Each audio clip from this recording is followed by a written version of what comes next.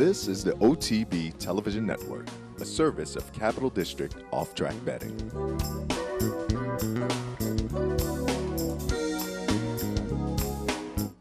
Princess of Silmar ran like a champion this afternoon. And Strong Mandate is geared down for the last 16th of a mile. Oh, this is a very promising 2-year-old. Mike Smith says go with Royal Delta, and she is going indeed. Will take charge is surging, and it's a photo finish. It's too close to call. Alpha wins the Woodward. Broadcasting live from the backstretch at Saratoga, this is Racing Across America with Seth Merrow.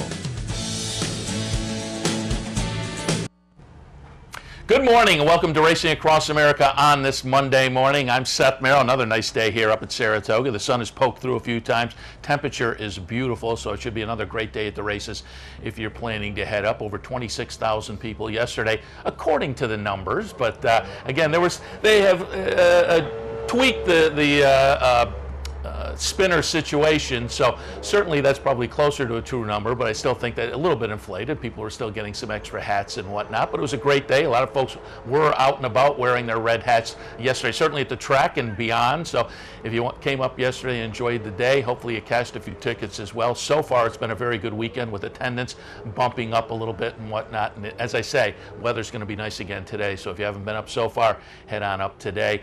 Also, at the top of the show, we always like to thank our sponsor, Pinnell's Restaurant. If you're coming up to the track, another great location. Stop over to Pinnell's and pick up some dinner. You can find out more about Pinnell's and their menu and whatnot. PinnellsRestaurant.com is their website, but we like to thank them, as noted, for sponsoring this morning's program. As always on Monday, we're happy to be here live from the Saratoga backstretch. Plenty of great guests, all Saratoga meet long, and some of our regulars. Andy Serling will be on it with us on Mondays. He'll be towards the end of the show. A little bit before that, Mike Beer from Timeform USA. You see him teaming up with Andy on the NYRA pregame show every day. So we'll get some of Mike's thoughts for racing this afternoon. Also talk a little bit about Timeform USA. But we are going to start things out. We are joined right now, Teresa Gennaro, the Brooklyn Backstretch blog, Forbes, Thoroughbred Racing Commentary. Saratogian. During that course, Pink Sheet during the month of August and beyond, the Saratoga Race Meet. Good morning, Teresa. Good morning, Seth. How are you? Very good. Also, we should note Teresa helps us get a lot of our guests here on the programming, and so we certainly appreciate that. And Teresa, we're going to talk a little bit about some of the things you've written over the past couple of weeks, because you've had some nice commentary and articles written on Thoroughbred Racing Commentary and beyond. We'll touch on some of those, but mainly brought you on today because of a project we talked about last year a couple of times, actually. And if folks didn't get a chance to see it last year, WMHT did a great historical look at Saratoga. It was called The Track at Saratoga, America's Grandest Race Course. Really a nice presentation by WMHT, but it's going to be rebroadcast down at the Saratoga Springs Public Library this evening, a little event down there. Tell us a little bit about that. That's tonight. That's tonight. It is still showing on some public television stations. It showed in the New York City area over the weekend, and it is still showing on WMHT. But tonight, the library's gotten permission to show it from 7 o'clock to 8. It goes about an hour, and then there's a Q&A afterward with me and Samantha Bosshart from the Preservation Foundation, and Alan Carter, who's the Racing Museum historian, both of whom are featured prominently in the movie, and Patricia Lane, who produced the film for WMHT. And we had producer on last year, too. Yes. And again, if you haven't seen it, it is certainly worth catching. Really, they did a great job. And it's also fun you watch it in a group during the Saratoga racing season. As you say, there'll be a presentation, a little Q&A as well, I suppose. Yeah, and it's kind of cool because even though the film celebrates 150 years of racing in Saratoga, and that was obviously last year with the first meet in 1863 across at the Oklahoma track, this year it's not really getting any fanfare, but this is the 150th anniversary of racing on this spot. You know, over here when Morrissey and Travers and those guys realized how successful things were in 1863, they bought this parcel of land and moved over here. So I believe it's August 1st. It's the 150th anniversary of racing at this racetrack. Very good. So timely as well. And again, that's tonight at the library. Starts at 7. It'll go to about 8:45 or so. Yep. And for folks who don't know, the library is, it's a block? It's on Henry Street, Henry Street, between Caroline and Phyla. Beautiful, Yeah, beautiful right place. downtown. Yeah. And if you ask somebody, they'll point you right Yeah, there. and it's in the Saratoga Room, which houses the museum's historical collection of racing literature. All right, so that's tonight at 7 p.m. Free and open to the public. Free. Perfect. Yep. Well priced. Let's touch on some of the things you've written, and I wanted to touch on one of the things you wrote recently for Thoroughbred Racing Commentary that ties in to the program Monday night, and also ties into something I've talked about a lot on the show over the past few days.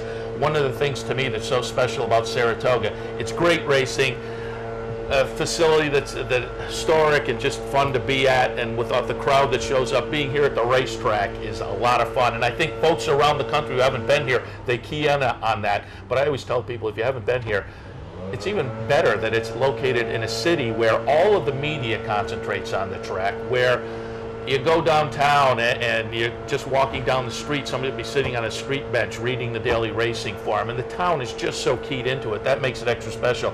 And you had an article touching right on that, Saratoga, America's inseparable track in town. Yeah, Thoroughbred Racing Commentary asked me to write about the Saratoga meet and what makes it so special, and it's really hard to do, right? I mean, it's hard to do it without sounding cliched, and I mean, we all know it's great for a lot of different reasons, but articulating it was a little bit of a challenge.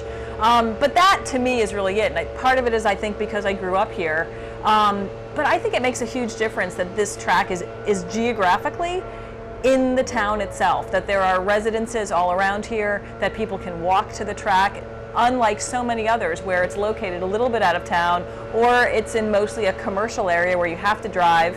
And I think that the fact that this is a really walkable city still, which is increasingly a rarity, unfortunately, that we have this amazing downtown, which, you know, again goes back to the 18th century. And one of the cool things, and they'll talk about this in the documentary, is that, I mean, Saratoga was a great town before the racetrack got here.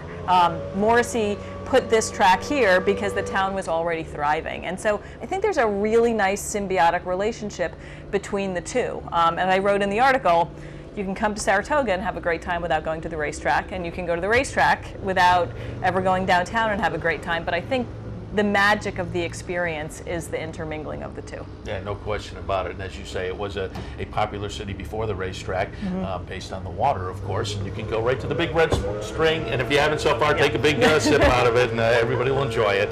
But they are inexplicably tied in now, and it was a city based on that. But again, with the racetrack and the racetrack having the revival, and that gets talked about in the special as well. People don't, younger people who go to the racetrack now don't realize it wasn't that long ago that it was really on the verge of extinction. It really was. We're talking less than 50 years ago? Yeah. I mean, so in 1955, the Greater New York Association was formed. Before that, all the tracks in New York were run by different associations. It was the Saratoga Racing Association up here, the Westchester Racing Association ran Belmont. In 1955, the state of New York consolidated all of them. The Greater New York Association ultimately became the New York Racing Association 4 years later, at which point Jamaica Racetrack was closed. Belmont and Aqueduct underwent these huge renovations, millions and millions of dollars, and Saratoga was sort of forgotten about. And it didn't particularly thrive. It was hard to get to, and that was kind of a blessing and a curse, because the fact that it was really hard to get to meant that it was sort of ignored, and so it didn't undergo that same big renovation that Belmont and Aqueduct did, where all the old buildings were torn down and that kind of not so nice 1960s architecture took over. And I think that's what led to its revival. And then the Thruway opened, and that's and Northway. And the Northway, yeah. Yep. And I mean, and I think the year of the 100th anniversary, 1963, the month before that meet opened is when Exit 14 opened here. So it made people, you know, they could get here again. Yeah, I mean, now there is a scramble for the seats. There's a lottery for tickets, but I know people, you know, as I got into the game as a kid, late 70s or whatnot, people were talking about in the 60s, hey, there wasn't any scramble for the seats. You put a newspaper on your seat and you had it for the day, and there was plenty of empty spaces around you. Yeah. And at that point, the track was in a little bit of trouble, but then with a kind of a revival in Saratoga, Mary Lou Whitney and folks got involved with SPAC, and the city had a resurgence during that time, and that helped the track as well. Now the track is what it is. But you think back 50 years, and I tell people this, people look at Saratoga in the racing industry as a gem of the racing industry and think it just chugs along magically. But there is work and effort that goes into putting this product on and keeping it special, and it wouldn't take much of a tweak for things to go in the other direction, and people have to keep that in mind. And I think looking back at that fairly recent history makes the point. I also think it's really important to remember that as successful as Saratoga is, it's also an incredibly expensive meet to put on, not just because of the purses, but because all of the expenses that are incurred by having people move up here. And people make a lot of fun of Aqueduct, but it's the betting money that goes through Aqueduct in the winter that makes this happen. And so if you dismiss winter racing and you think that all of sort of the glory and the fanfare of Saratoga is what New York racing is really about, I think you need to look at the economics of it and realize that as important as Saratoga is, so is Aqueduct. Yeah, it's a very symbiotic relationship. And again, as you go back, geez, what are we looking at, eight years or more maybe with the franchise battle, and as that kind of played out, and people, I think it opened a lot of people's eyes just to how important the symbiotic relationship is between the circuit and Saratoga.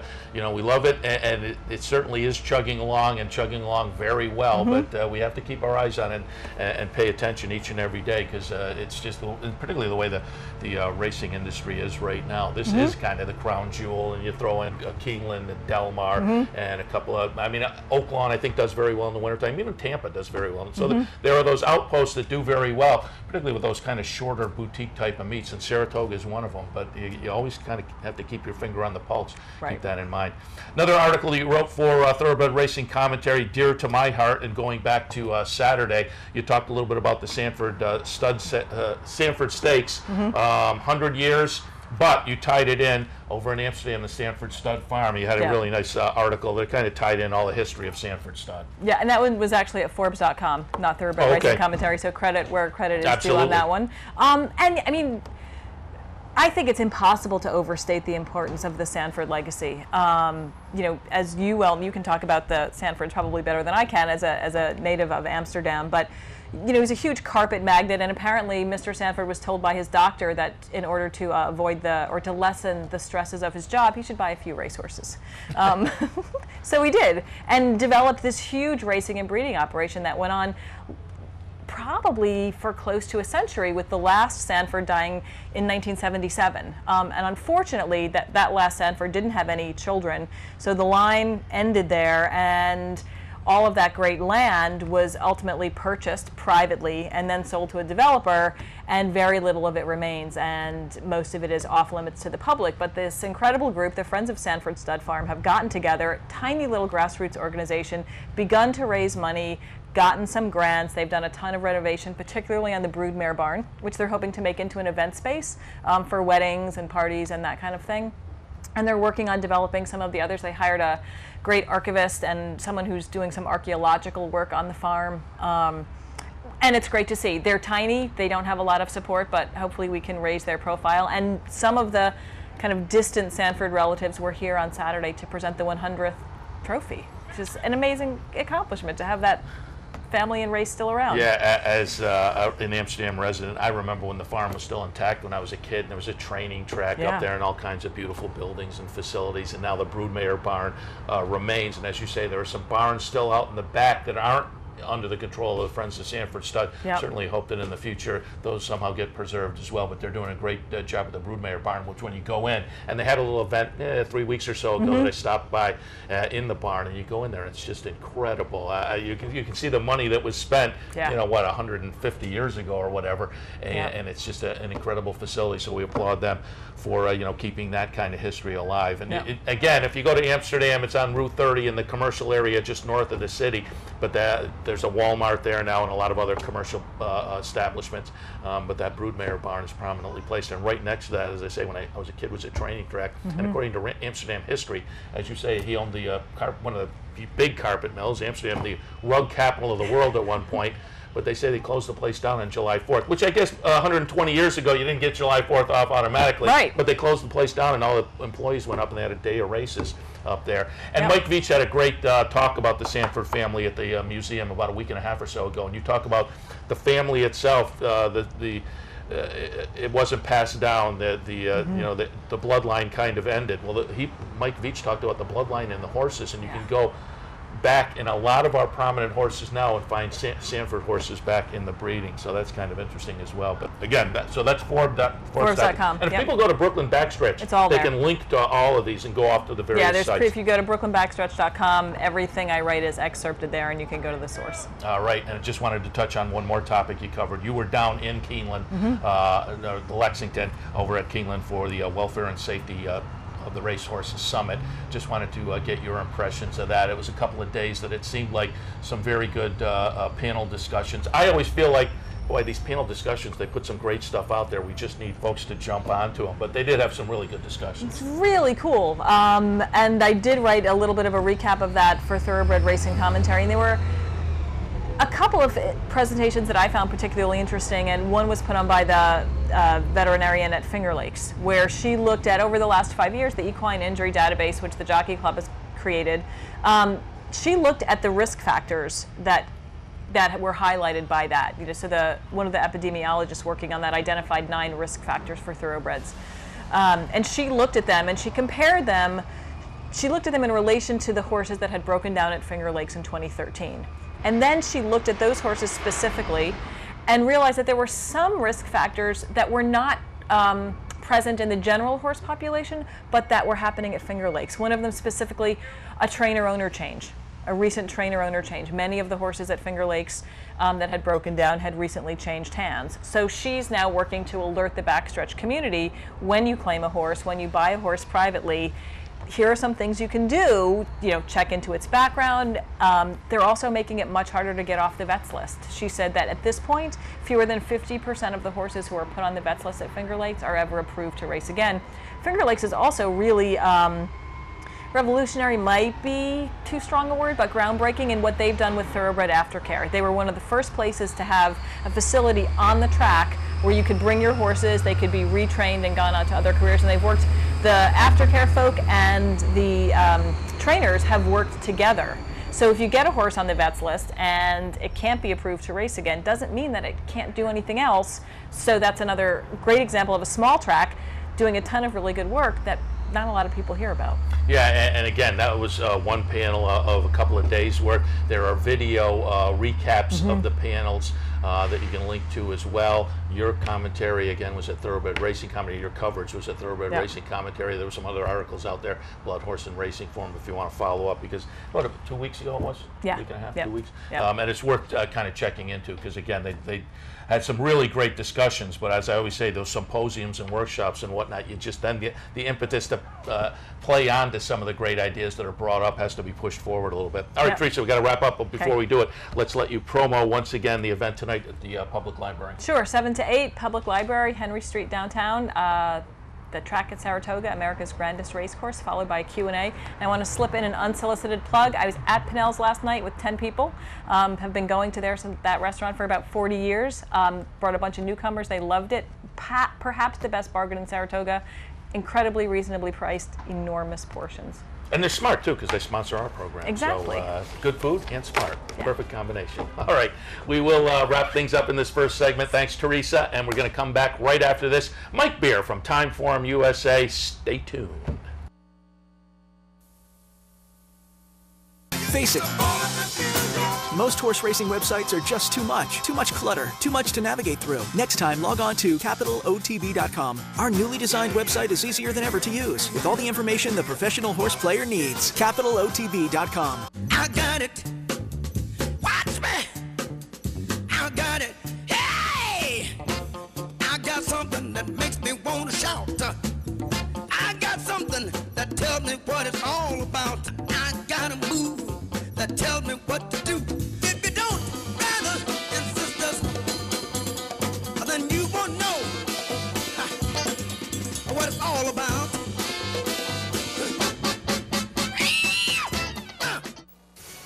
This is Steve Beck. Join me Tuesday through Saturday here on OTB TV for At the Races, my Sirius XM daily news magazine of the thoroughbred industry. Handicapping, interviews, analysis, everything you could want. 6 a.m. OTB TV. Missed one of our TV shows? No worries. Now you can catch all your favorite programs online. Simply log on to CapitalOTV.com and click on the YouTube link at the bottom of the homepage. And look for our new podcast coming soon. CapitalOTV.com. Log on today. Using CapitalOTBBet.com is as easy as 1, 2, 3. 1. Simply log on with your username and password from the homepage. 2. Fund your Capital OTB account through our Easy Money, Green Dot, or Visa MasterCard options. And 3. Place your bet on one of our 3 easy-to-navigate wagering platforms, Capital Bet TV, Capital Bet Express, or Capital Bet Pro. CapitalOTBBet.com. Log on today. I'm Jeff Carl. Join me Saturdays and Sundays at 9 for the Handicappers Report. We'll handicap the top tracks across the country and help you prepare for the weekend in racing. That's the Handicappers Report, weekends at 9, only here on the OTB TV network. This is Racing Across America with Seth Merrow.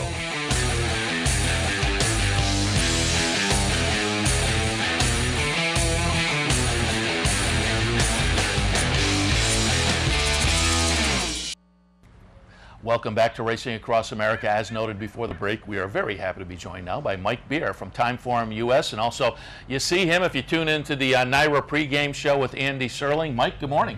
Good morning, Seth. Thanks for having me on. And how's your Saratoga meet going so far? It's off to a bit of a slow start, I have to admit. From walking around the facility, you aren't alone. Yeah, it's been pretty tough. These first few cards, they certainly haven't been easy, that's for sure. And I've said this to people, as I said, walking around the facility, I run into people, hey, how you doing? And I'll say, how you doing? And everybody kind of seems to be in the same boat. Obviously, it only takes 1 or 2 to put somebody over the top if they had the right ones. But my feeling is always, and I'd like to get your thoughts on it, first couple of days of any meet, you're just trying to get the feel of the track and the people, too. Yeah, I think that's true. You know, it's funny. I talked to some people the first couple of days here and said almost the exact same thing, except that, because you hear that a lot. A new meet starts, you sort of want to tread a little bit lightly and figure out how things are going. And when I first brought that up to somebody, I felt like I don't usually approach meets that way. If I find a horse that I like, I'm not going to sit there and try and figure out how the track is going to play. I'm just going to bet that horse. But at Saratoga, maybe that's a little bit different because you have so many different layers to the racing up here with all the different horses showing up, different trainers.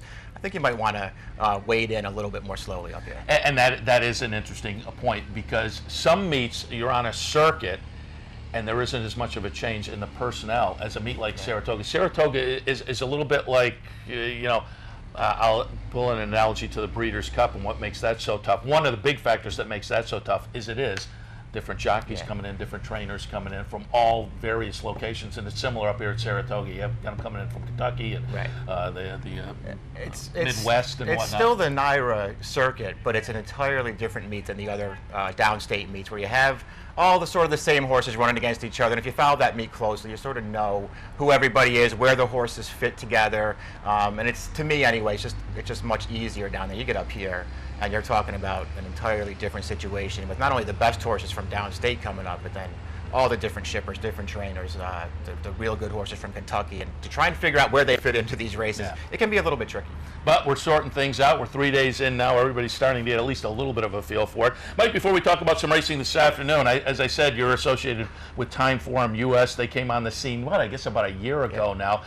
They're essentially, in this country, a new past performance provider, and they're bringing something a little bit new in that it seems like the past performances are geared towards newer technologies. Talk a little bit about Timeform US. Yeah, I think the whole idea behind it is just to sort of, there's not that much innovation going on in this industry, I think, as you probably know, and especially I think that applies to the sort of data suppliers, that there's just not that much innovation going on. In Timeform US, we're just trying to innovate a little bit more, make things easier for new players to understand things and to not have to sort of, to get your first set of PPs can be a little bit daunting if you've never looked at them before.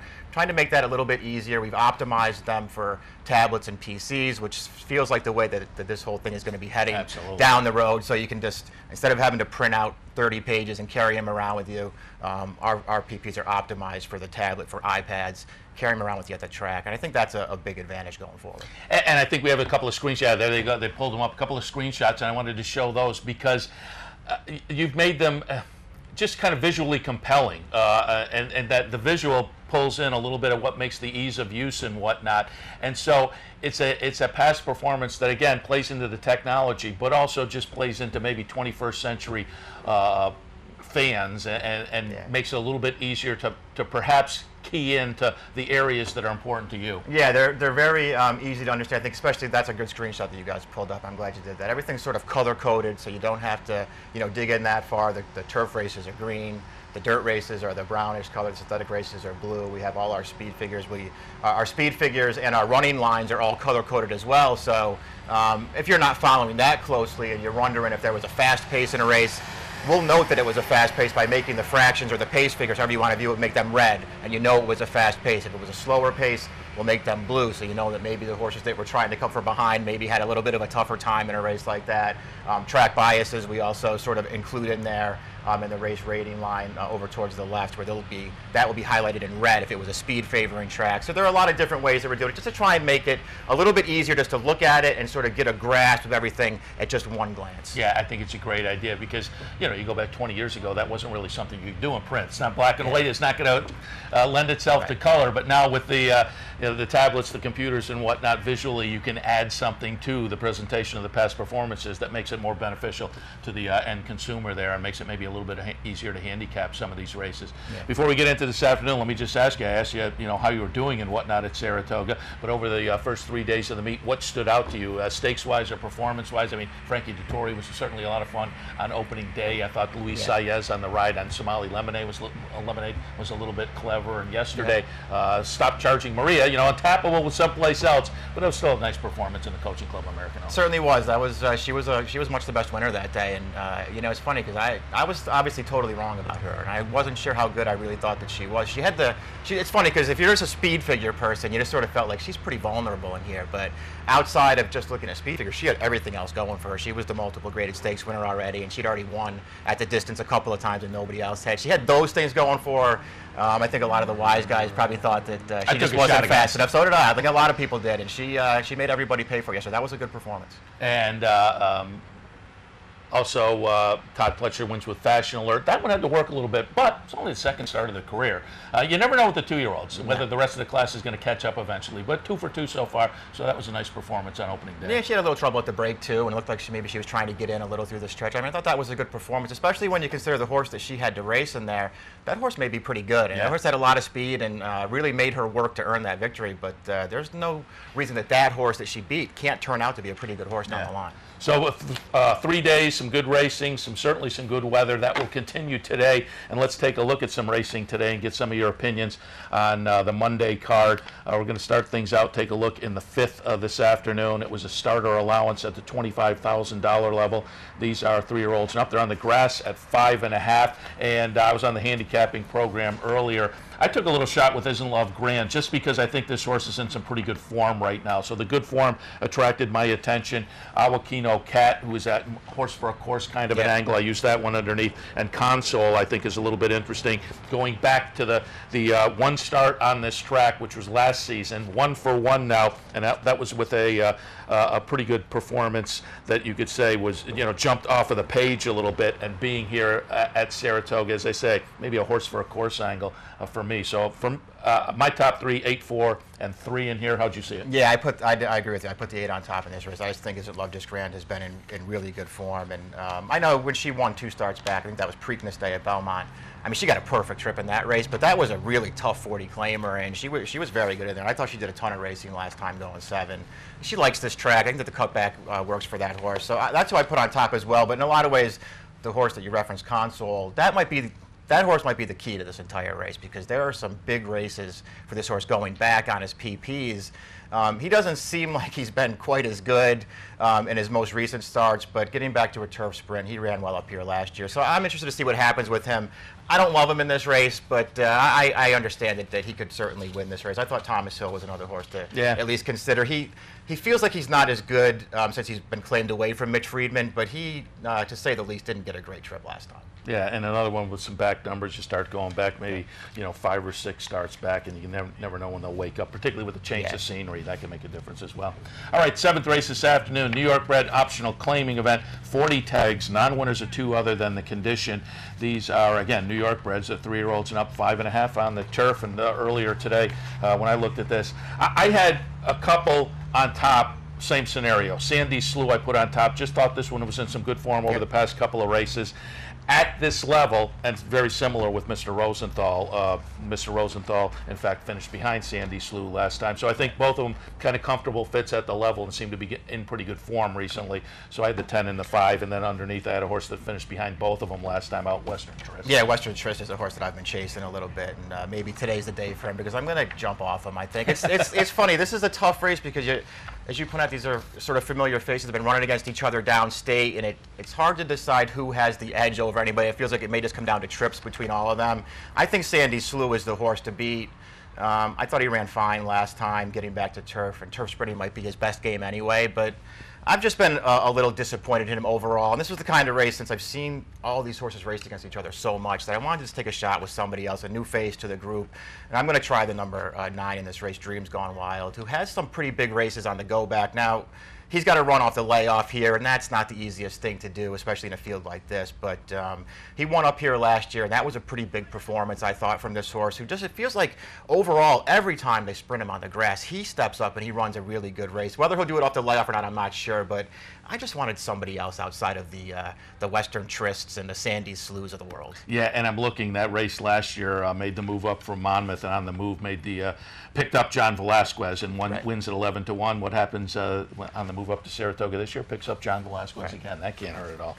All right, let's go out and look at the feature. I really want to know what your opinion is here, because I think it's a very salty, ungraded stakes race. We talked about it on the Handicappers Report earlier, but with My Miss Aurelia in here, toasting Grace Hall, Better Lucky, you know, it's ungraded $100,000, but certainly this is graded stakes company. You know, maybe a grade 3 level or whatnot, but certainly an interesting field in here. And I'd put My Miss Aurelia on top. But I just think talent-wise, if she comes back, she's the one to beat. But this is a horse that's been off since March of 2013, so there are some questions. But 3 for 3 over the track. It's Todd Pletcher, Stone Street. So I assume the horse is going to be ready. Put that one on top. Better Lucky to me is very interesting. I mean, you're seeing all turf on the page, but you're also looking at 4 grade 1, so I think class-wise is going to be a very good fit. And if you look at the totality of the past performances, this horse has run well on dirt in the past. So Better Lucky was interesting, and then I had Grace Hall in the 3rd spot. But as I say, I'm just going to be interested on other people's opinions, because what do you do with My Miss Aurelia off the layoff? It's just such a tough race with 3 grade 1 winners running for a $100,000 purse, and it's really tough. I mean, with My Miss Aurelia, my feeling with her is I won't be surprised if she runs really well today, because when you look at her on paper, a 3-time grade 1 winner already who hasn't run in a year, I mean, and she's 5 years old now, her value is already established as a broodmare. They don't have to run her anymore, so it just feels like if they're going to bring her back to the races, you might want to expect her to be able to run still, and Pletcher, I'll expect him to have her ready. I don't know that I would love to take a short price on her in this race, and you might be asked to do that. So for that reason, I'm going to try and beat her in this race. And I just, sort of looked around. I'm not sure that I feel like Grace Hall is the same horse that she once was, and obviously she's had a couple of starts now. She could step up and run better, but I just sort of feel like she might be on the downside now, and I wanted to take a shot against those 2 horses. I'm going to do it with the number 3, Bridgehampton. Never been 7/8 before, but this horse is the speed of this race, and I feel like she could be really dangerous if she gets to the front against a couple of horses. My Miss Aurelia off the layoff. It may not be the best scenario in the world for her to have to chase a really fast horse going 7 furlongs early. She might pay the price for that. Is she just a better horse than Bridgehampton? Yeah, she probably is with her best race. But I think Bridgehampton can get to the front in this race. She ran really well at Parks last time. I know it wasn't against these kinds of horses, but she had a lot of speed that day, and she just ran away from that field. So I was hoping that maybe she could get to the front against maybe some suspect opposition here and just take this field all the way. Yeah, and I had Bridgehampton right underneath my top 3, and had circled that last race looking at the speed, and that speed is always dangerous. You know, they hit the far turn, and this one has just a little bit of an opening, maybe tough to reel in, so I have no arguments there. Mike, before we let you go, we've got a few minutes left, and I always like to ask people, if we haven't had them on the show before, just get in touch a little bit with your background. How did you get into the horse racing game? I actually grew up here in Saratoga Springs, and I have an older brother who was just like crazy into it as I was growing up, and I mean he was like really into it. So he's the one who got me started, taught me how to, read the PPs. Everybody like us, I think, always has that one person who's brought him to the track, showed him how to go through the PPs, and you either get hooked on it or you don't. I got hooked on it very, very quickly, and we were in the harness game for a while. My brother was a trainer of some harness horses. Used to work with him in the mornings, and then we'd go over to the old simulcast over there and bet the thoroughbreds all afternoon. So. I was going to ask you about the harness track because I grew up in Amsterdam, and I broke into the game really at the harness track. We'd go over there on summer nights all summer long. Right. And I continue to tell people the harness game is a great way to break in because typically there's always 8 horses, and very typically it's always a mile. So some of the factors are tossed right out the window. You have less variables to get into. So it's a great way to kind of get in. And so you were over there. Yep. Breaking in on the sulky side. Yeah, the other great thing about it, it's those things you talk about because it's easier to adapt to the racing and the handicap in the day, and also, at least from my perspective, the harness racing is all about trips. Yeah. That's how I always look at it. It's all about trips, and so you can follow that, and so you learn it that way, and then you carry that over to the thoroughbreds, and I think it works very, very well. Yeah, that's a great point because it really is with the sulkies and getting hung out and whatnot. It really is all about trips, no question about it. So you grew up here in Saratoga. You learned the game through the family, and you're right when you said that because there was a guy I sat in study hall with when I was in high school. He would bring racing for him, and so we did study hall. We'd look at it, so you do have that guy. But so you learned it here with family. Then subsequently, where was your moves until you got here with Timeform and teaming up with NYRA for the pregame show? I worked for the Daily Racing Forum for 14 years, starting in 2000, right up until this April, and then at that point, started talking to Timeform US and saw what they were doing, and they were interested in me maybe making a move. It took a while, but ultimately, once I got to see what they were doing, and it's a very small group of guys, but every one of the guys there is a horse player and a handicapper. They really, really respect horse players and handicappers over there. That's all they're trying to do is innovate for those kind of guys and take care of those kind of guys and listen to what people like us have to say and then try and implement that into the PPs. And it's constantly evolving. They're constantly adding things. I was just really impressed with the way that they do things there. And so it wasn't an easy decision to leave the forum after being there for so long. But I just felt like it was maybe the right time to make a move. And I love what these guys are doing. And you've been with NYRA, as I say, on the pregame show, what's a couple of months? 3 months? Yeah, since the beginning of the Belmont meet. I started right at the beginning of the Belmont meet. How you enjoying that? It's great. Andy's a great guy to work with. You talk about guys who love the game, and he loves the game, and he is totally into it. And he's a great guy to work with. And so you must be excited, though, being a Saratoga guy and being tied in with NYRA, getting sent back up to Saratoga. Dirty job, but somebody has to do it. Yeah, exactly. I don't know how I can put up with this for the next 40 days or whatever it is. But yeah, it's going to be my first full meet in Saratoga, I think, since I was probably in college. So. And am I right? Were you covering Woodbine for a while? Not covering it. I mean, when I was at DRF, we used to do some videos for them, but I never covered it full time. Okay, I thought I was thinking you were tied in with Woodbine at some point. And I was just going to have you give me some updates. Everybody says it's a great track. I haven't had a chance to get up there yet. Yeah, I've never been there. Heard it's awesome. They just had the Queen's Plate, of course, a couple of weekends ago. So, but we are at Saratoga, and there's plenty of good racing here. That will continue this afternoon. As we said, that little stakes race, the Shine Again, is a bang up for just being $100,000 ungraded stakes race. So that's this afternoon, wrapping up the first 4 days of the meet.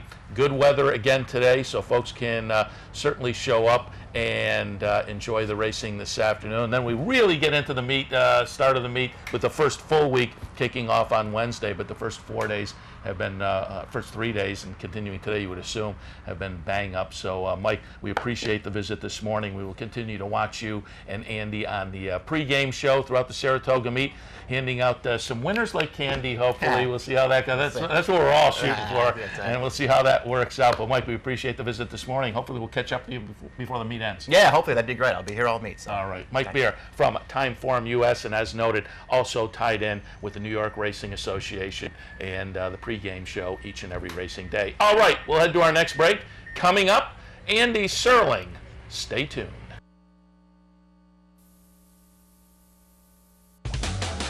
This is Racing Across America with Seth Merrow.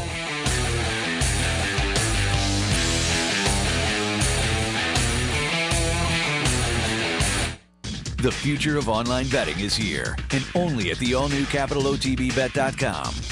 CapitalOTBBet.com delivers a state-of-the-art wagering experience found nowhere else in horse racing. CapitalOTBBet.com. Log on today. summer at Saratoga, and there's no better place to watch all the racing action than right here on OTB TV. Each morning, the Handicappers Report brings you selections and analysis from our professional handicappers. Then stick around as the biggest names in racing join us live from the backstretch. The top trainers, jockeys, and racing personalities all share their unique insights and observations. For more than 20 years, there's been just one place to turn for unparalleled coverage of the Saratoga Racing Meet, Capital OTB and OTB TV. Fascinated by the world of horse racing? Interested in honing your handicapping skills? Class is in session. Night school, Monday nights. Easy to access online. It's free, interactive, and informative for the casual and serious race fan. Horse Player Now Buzz. Live horses to watch emailed to you daily. Our eyes, your prize. Night School in the Buzz. Visit horseplayernow.com for details. Funding your Capital OTB bet account is as easy as 1, 2, 3. 1. Easy Money. Clearly the fastest and easiest method of depositing funds into your account. Make deposits or withdrawals in just minutes. 2. Green Dot Money Pack. Gives you instant access to your funds. Green Dot Money Packs are available at thousands of retailers nationwide. And 3. MasterCard Visa. Simply click on the link from the funding page, enter your account information, and fund your account. CapitalOTBBet.com. Log on today. Hey race fans, head down to the all-new Clubhouse Racebook. With live horse racing on more than 250 flat-screen TVs, state-of-the-art wagering terminals, and amazing Vegas-style atmosphere. The Clubhouse Racebook, 711 Central Avenue, Albany. Yeah. To the last here we week. come. Welcome back to Racing Across America on this Monday morning. As noted before the break, happy to be joined now by Andy Serling of the New York Racing Association. Good morning, Andy. Morning, Seth. How are you, man? Very good. How about you? You happy to be back in Saratoga? No, it's awful up here. I mean, who likes being in Saratoga? It's just the worst, right? It's like, we gotta get back to Aqueduct. You know, I'm just gonna go back and we got long shots open, hang out there for simulcasting.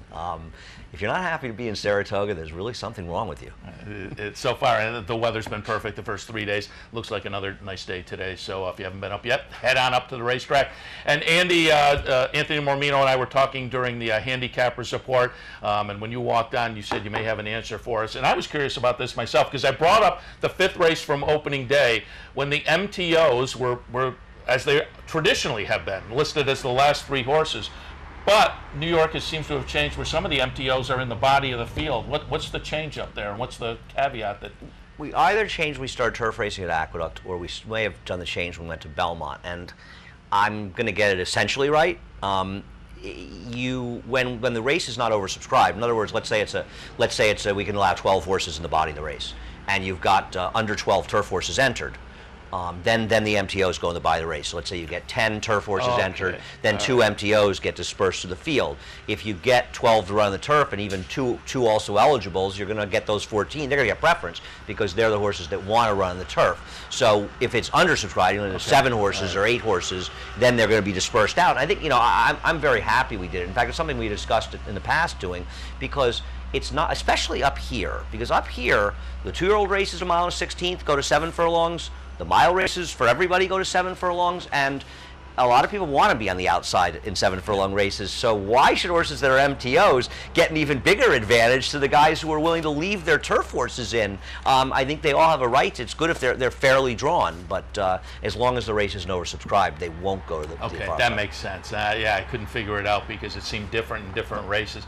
And then there was the situation we were looking at today's race where the also eligible was the 1A. There were only 8 horses in there, and that we were kind of trying to figure that one out. I felt that you and Anthony should have spent a little more time on that. I don't think that you guys spent enough time discussing something that was, I mean, listen, my entire life's minutiae, so I get that, and I spend all of my life talking about meaningless stuff, more so than that, but you guys really, you were going on. I think I went to the shower and you were talking about it. I think you were still talking about it when I got out of the shower today. In fact, I thought I might come here and you guys still might be talking about it. But I'll be honest with you, I don't know the answer to that. Well, because actually, in all of the time you talked about it, you didn't even make the main point that Frankie Dettori was named on both horses, so one of them has to scratch. So it was even, you missed the biggest point of it all. I don't know. I'm guessing the 1 scratches and they run the 1A. I heard the 1A can run. All right. I didn't pick it in my top 4, but somebody told me this morning or saying the horse can run. Right. And we just added 2 more minutes on the top. You can't talk about that one enough, Seth. All right.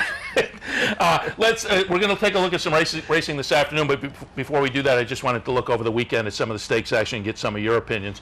And first up, we have the stretch run of the Diana, and it was Somali Lemonade. I thought it was kind of a crafty ride by Luis Saez. Notable here, obviously, the change of equipment a few races ago from Somali Lemonade. The addition of the blinkers has kind of brought this one back to what some of us thought was some promising form earlier in the career, and now she adds a grade 1, the Diana, on Saturday here at Saratoga at 1 1/8 miles, and Somali Lemonade will be the number 3 horse, and gets up and wins this, as I said, with a kind of a crafty ride from Luis Saez. What were your thoughts on the Diana? No, you can't get a better trip than Somali Lemonade got in that race. You know, I was thinking that maybe Michael Matz and Luis Saez had planned that. They just thought, you know, if we go to the front and Discreet Mark chases us, it's going to be a faster pace. And Discreet Mark's going to have trouble getting 1 1/8 even though she has won the Grade 1 at Del Mar Oaks against a weaker field.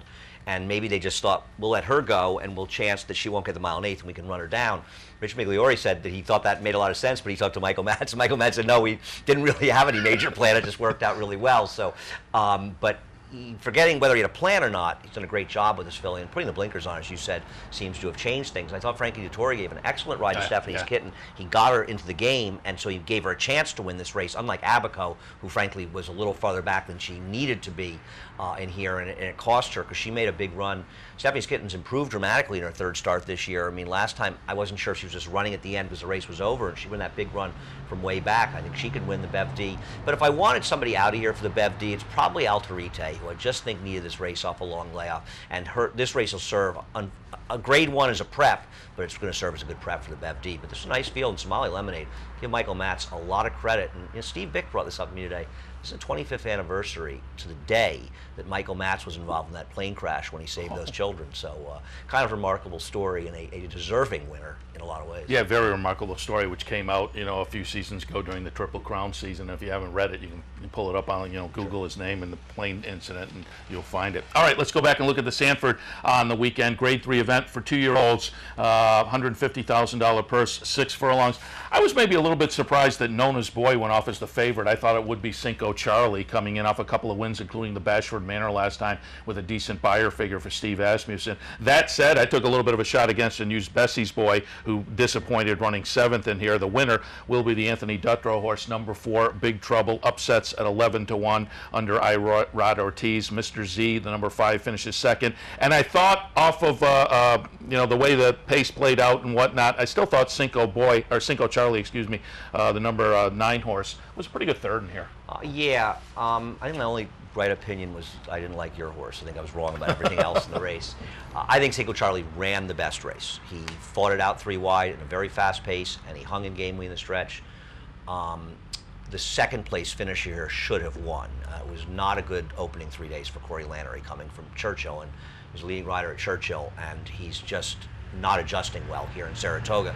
And this was a very badly judged ride. I think him moving up so much may have taken Nona's Boy into the race a little earlier than perhaps John Velasquez and Todd Pletcher and Mike Rapoli wished. I still didn't like that Nona's Boy couldn't get by Cinco Charlie, who hung in very, very gamely in here.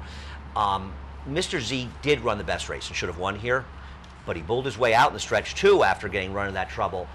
Big Trouble, a big horse for Tony Dutrow, is the one who's going to probably get better more than the others as the distances progress. He might be one to watch. A slow win in his debut, but has clearly progressed, and as distance stretch out, he may just get better and better. Yeah, you know, we talked about that Saturday when we were in here handicapping and whatnot. At that 46 buyer, is that going to get massaged up, though? Was that a slow race? Yes, it was a slow race. I thought that was an irresponsible comment that Matt Graves actually made at the beginning of your show yesterday. This notion of criticizing speed figures without having context is an irresponsible thing that goes on throughout racing, and it feeds people who don't understand understand the game to think that there's some hooey going on with speed figures and speed figures makers. It's unfair to the buyer associates, and it's unfair to people who are trying to learn about the game. Well, that was a dramatically slow. They do massage occasionally after the race. They'll move them up, and I don't think it's a knock on it.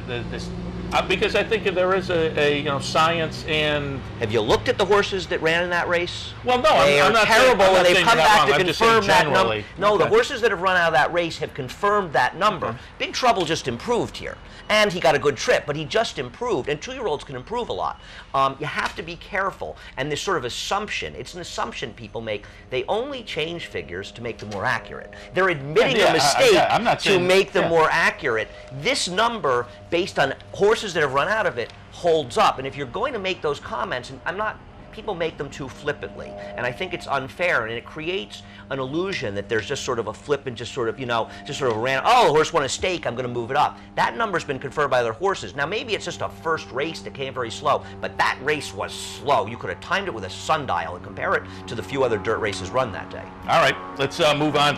Yesterday, before we start talking about today, just did want to look at the Grade 1 Coaching Club American Oaks, and I was remiss when I introduced you, because since the last time you were on live with us, you've now become a host commentator on the Jockey Club Tour on Fox as well. So I introduced you as the NYRA commentator, but you're also doing the Fox broadcast. How's that gig been going? It's great. I mean, it's an incredible honor. What can I say? And it's been fun doing them. I'm working with Migliore, obviously. I work with at NYRA as well, but everybody else, Greg Wolf and Alyssa Ali and Simon Bray. Simon did not come. He was out at Del Mar's with a split show, and I miss Simon because, Simon's great. I love working with him, and it's been great. I mean, they're paying me, and I got to go to Gulfstream for the Dawn. I got to go to Santa Anita for the Santa Anita Handicap. We covered Dubai out in California as well. I got to go to Keeneland for the Bluegrass. We went to Monmouth. Some of these shows are here. We're going to Toronto in the fall. I think it's a pretty good gig. It is a good gig. and there are 3 broadcasts from Saratoga, right? Yeah, we'll be doing one on the 10th and the 17th as well, and then we'll be in Woodbine 4 weeks after that for the final one this year, the Woodbine Mile.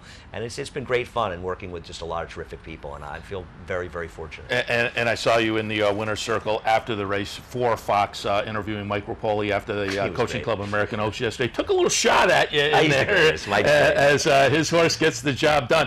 Pretty impressively. I was with you when I handicapped. I had her underneath. I put Unbridled Forever on top, but it was a field where I thought, she had won the Black Eyed Susan prior, but I said yesterday, seems like maybe some second stringers. Then I realized, once you get past Untappable, everybody in this division is a second stringer. But I think she now, teaming up with the Black Eyed Susan, she becomes very interesting in the division, I think. Well, particularly the way she won. Maybe you could argue that Todd Pletcher tipped his hand when he announced shortly before the race he was not going to run My Miss Sophia, who would have been a favorite in this race, a real favorite, and going to run her back in the test instead, that maybe he just felt this filly was doing better. And listen, she's not a world beater. As you said, they're all still well behind Untappable, and I'm sure Todd would agree with that, as would Mike.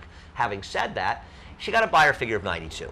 It's not really true Grade 1 type figures, but the good news for them is she's improving with each her starts. And I thought her Black Eyed Susan was very good. I just incorrectly, like you, I thought that Unbridled Forever was way the horse to beat in this race, should have been favored, and I was completely wrong. Yeah, I was looking at that race, Fairgrounds earlier this year, where I thought she showed there was some potential there, and then subsequently runs into Untappable twice, and so looking for and it was a decent second place, I thought, from her, but clearly, she not close. Stops Charging Maria was clearly the best in there. All right, let's shift our attention now. Start looking at a few for today. You have some races for us, and what do you want to look at first? Well, on the first race, I was going to try to have 2 main horses start the pick 5. I mean, have you been playing the pick 5s? I think it's the best bet. It's first year in Saratoga we've had it in New York. I think it's the best bet. I'm more of a pick 3 player myself, and you guys got to get the 50-cent pick 3 in for me. But we'll do it just for you. Just for you. We're going to do it. I'll make a call right now because I'm also in charge of that. In case you didn't know, I'm very important in those decisions. I'm just throwing it out there. But I'm mostly pick 3s, and I've jumped into pick 4s a little bit over the past couple of seasons, so I haven't moved up to a couple years pick 5. Well, yeah, but I'll say that I probably ran into 4 people yesterday who said, oh, they love the pick 5. It's a great bet. It's a bet that because of the dispersal through 5 races, you'll play for 50 cents. The payouts have been terrific. I'm going to use the new Gelding Dusk to Dawn in the first race, a horse that has some speed. But I picked Greg's 4-wheeler on top. They were my main 2, the 2 and 8. I thought Greg's 4-wheeler did not get the best of trips last time, repeatedly steadying. Also will benefit from cutting back to 6 furlongs, a switch to Jose Lezcano. So I like Greg's 4-wheeler a little bit in those races. The problem with the pick 5 is the second race, obviously a bit of crapshoot. I haven't seen the scratches because we've been tied up. I'm assuming the 1's going to come out. I'll probably use the 1A and 2. I have other horses picked, like the 4 is a long shot, the 8, but I want to spread around in this race. Did you have any strong opinions? I think that Wraith is a cinch in the 3rd race. I think she'll beat Annie Walker in there. I like Midnight Frolic, another new gelding in the 4th race. This is a very interesting Midnight Frolic dropper. I did not use. I went master of the obvious there with Maker and Ramsey, but on the drop down. Artemis Paperboy is a horse to beat in there. There's no denying it. I thought Nelos on the outside was okay. Midnight Frolic is a horse that is a new gelding for this race, and in the debut, chased wide against a gold rail, had some trouble in the race, and now it's making the big maiden special and maiden claimer drop for a very good trainer in Jason Service, and I think he's a pricey looking horse that may do okay. He'll definitely go off at a price off of that debut effort, but does get equipment change, get some class relief today, so yeah, interesting in there. I got a dopey horse in the 7th race. Go for it. Pretension. This is kind of an all-or-nothing type horse for me, and I certainly can understand people looking at this horse and thinking they have no interest in playing him, but my feeling in Pretension is he's run 2 good races that make him somewhat competitive in here, going long on the turf. And I still think he's a better sprinter. Now, his 1 turf sprint belies that because he ran poorly in his 1 turf sprint, clearly worse than he ran in his route races. However, it was also an 8-month layoff. So maybe now he had a couple races under his belt, for Gary Contessa, maybe turning back to a sprint will suit him because he's more of a sprinter type. It's going to be a huge price, and I've got a little reason to want to play him, so I have to bet him. Yeah, and the Ortiz brothers have been getting off to a good start at the meet, so that's interesting. And let me just I asked Mike Beer when he was in here, I want to get your opinion on the feature. He's starting to bother me. He's getting too much. I'm going to have to do something about it. Well, you're to blame for that. You put him on right next to you, and so everybody's... Yet another mistake in my life. Watching. But I put my Miss Aurelia on top, but, off since March of 2013. On the talent, 3 for 3 over the racetrack, I've had to pull the trigger there. But I think it's a really fun field. It's only 6, but I think it's very fun. What did you do in that race? I got to get a dunce cap because my dunce cap, I believe, may have been lifted from my office at Belmont Park. And I got to get a dunce cap. You've been keeping your eye on eBay? I can't make anybody dunce cap horses. Well, eBay, yeah, it's selling for 40 cents, and they can't get a bidder. Because I would make my Miss Aurelia a dunce cap horse because I think you're a dunce if you take a short price on her. And here, that's the dilemma. She hasn't run since March of 2000. Listen, I hope she proves me wrong and comes back and runs a great race. I really do, because she's a wonderful racehorse, and I would love to see her come back and do well. And certainly these divisions can use horses but like if you don't like her, where do you go? I thought Better Lucky was interesting. Well, really? I did. I mean, this is a horse you got to go back, but there is some dirt for him there. I mean, most recently you're looking, but this is a horse coming out of 4 straight Grade 1s. I know. Here's the problem. Her good dirt races are on sloppy tracks. That's one of the problems I have. And not that her other dirt races are terrible, but they're sloppy track races, are good ones. And her last race is atrocious. So they're going the dirt with her. It's almost like a desperation move. They decide they want to run her short. They obviously don't want to run her in the Diana going 1 mile and an 1/8. And they're thinking about the fall, the First Lady, if they can get her back in form, I'm sure, at Keeneland. But I think they're just sort of gambling and taking a shot. Listen, can she win? I suppose, but I can't bet her. Grace Hall's the horse to beat. I mean, her form coming back has been good enough, but I don't think it has been that good that I'm going to take a shot and take Bridgehampton. I know 7 furlongs is a bit of a stretch. And she hasn't run as well as some of these other horses. But you know what? I think it's a good day to take a little shot with her and get in the 5-to-1 range on her. Yeah, Mike tossed that one out there as well. And as he was talking, I had a note next to it circling just, he brought up the speed last time. And this horse could be interesting if, they send her. If this horse has a little bit of a cushion, a little cushion going into the far turn, it might be tough to Did Mike have a pace projector with him? I don't remember now. I don't think you guys are ready to show the pace projectors. We show them in Talking Horses, and I'm not sure if you've been watching Talking Horses, but I think Mike's been a terrific addition. Oh, absolutely, yeah, no question about it. Yeah, and as I said, the Timeform US past performance is very innovative and playing to the mobile devices now. So I like that. This has been really fun. Can we do this again? Yeah, next week. That would be great. Next week at 10:40. Andy Sterling will be back all meet long, and we certainly appreciate having you on board. I'll sleep a little more. I'll be slightly less cantankerous next time I come here. I'll try to like that. A few less people when I come here. You got me going now, because now I have to plan on Wednesday a little more conversation about the 1A, and so tune back in. We'll do another 5 minutes on that. All right, we're going to wrap things up for Racing Across America for this Monday morning. Thanks for joining us. We're here every Monday, Wednesday, Thursday, and Friday during the Saratoga meet from 10 until 11 a.m. Don't forget, it's a great day up here. If you haven't been up yet, even if you have been up yet, come on back because it's going to be a beautiful day. There are some nice races on the card.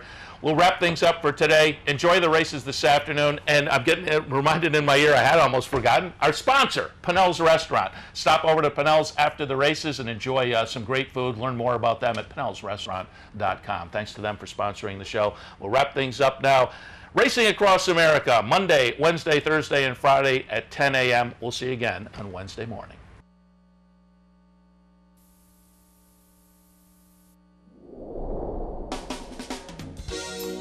You're watching OTB TV, a service of Capital Off Track Betting.